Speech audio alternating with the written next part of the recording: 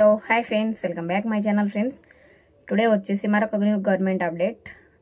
ఇది కూడా ఏపీలో ఉన్న ప్రతి మహిళకు చాలా యూస్ఫుల్ అయింది అనమాట. ఏపీలో ఉన్న ప్రతి కుటుంబంలో ప్రతి మహిళకి చాలా చాలా ఉపయోగకరమైంది.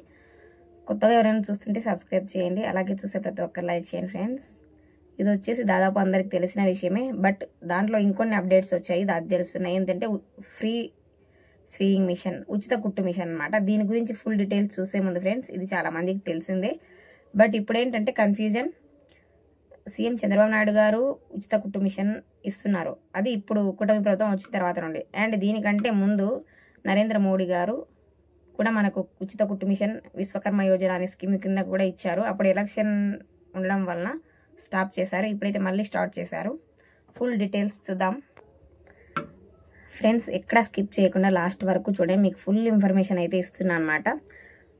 సో ఇది నాకు జెన్యున్గా వచ్చిన ఇన్ఫర్మేషన్, ఓకేనా ఫ్రెండ్స్. గవర్నమెంట్ ద్వారా వచ్చిన ఇన్ఫర్మేషన్ అనుకోండి జెన్యున్ అంటే. ప్రస్తుతం రాష్ట్రంలోని 18 సంవత్సరాల నిండిన మహిళలందరికీ ఆంధ్రప్రదేశ్ ప్రభుత్వం ఈ ఫ్రీ కుట్టు మిషన్లను అయితే ఇవ్వాలని నిర్ణయించింది కదా. ఆంధ్రప్రదేశ్ ప్రభుత్వం అంటే గుర్తుపెట్టుకోండి, ఇప్పుడున్న గవర్నమెంట్. కానీ నరేంద్ర మోడీ గారు ఎప్పటి నుండో ఇస్తున్నారు, అది విశ్వకర్మ యోజన. అది వేరు, ఇది వేరు. ఒకవేళ అది వచ్చినా కూడా ఇది కూడా అప్లై చేసుకోవచ్చు. అది ఎలా చూద్దాం.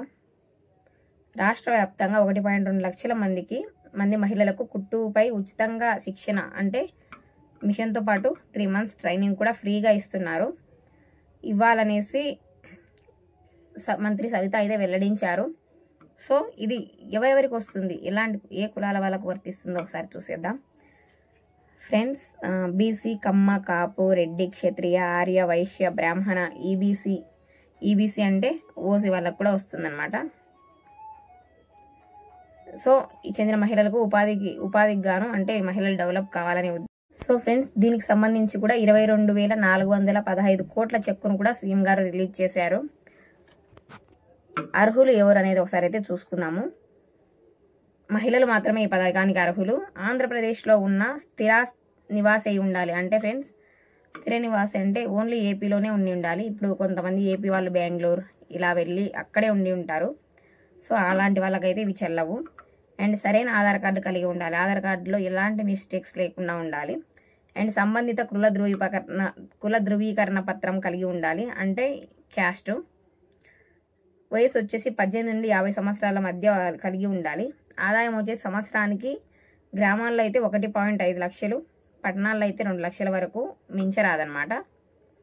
అండ్ ఆదాయం చూసుకున్నాం కదా. వితంతువులు, దివ్యాంగ మహిళలకు ప్రాధాన్యం ఇస్తారు. అంటే ఫ్రెండ్స్, వితంతువులు అంటే తెలుసు కదా, భర్త లేని వాళ్ళు. అండ్ దివ్యాంగుల కంటే కళ్ళు లేని వాళ్ళకి కొంచెం ఎక్కువ ప్రాధాన్యత ఇస్తారు. ట్రైనింగ్ తీసుకునే సమయంలో హాజరు కనీసం 70% ఉంటే కుట్టు మిషన్ ఇస్తారు. అంటే సపోజ్ ఒక 100 days ట్రైనింగ్ పెడితే కనీసం 70 రోజులైనా మనం అటెండ్ అయి ఉండాలి. ప్రస్తుతం బీసీ, ఈడబ్ల్యూఎస్ కులాలకు చెందిన వారు మాత్రమే అర్హులు. ఇప్పుడు ప్రస్తుతం అయితే ఈ 2 కులాల వారికే ఇస్తున్నారు. ఇందాక నేను చదివాను కదా, ఆ కులాల వారు అనమాట. హౌస్ మ్యాపింగ్ను ప్రామాణికంగా తీసుకునే అవకాశం ఉందంటే ఫ్రెండ్స్, ఇప్పుడు గ్రామ వార్డు సచివాలయంలో ఇంతకుముందు అయితే వాలంటీర్స్ మ్యాపింగ్ చేశారు.